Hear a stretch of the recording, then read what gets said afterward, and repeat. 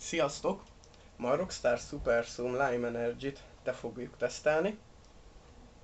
Hát amit tudni kell az italról, taurin 400 mg per 100 ml, koffein 32 mg per 100 ml. A doboz kinézete az nagyon jó lett, a színeket nagyon eltalálták benne.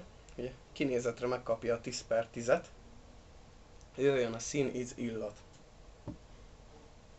Hát maga az ital ő lenne. A szokásos limonádés szín, de házi limonádé lenne. Az illata is kellemesen citromos. Nekem az egy bajom van az ízével, hogy ahhoz képest, hogy Super Source a neve, nekem kicsit édeskés. Ezért ízre kap 9,5 pontot. 10-et nem adom meg neki, amúgy nagyon finom, ajánlom mindenkinek.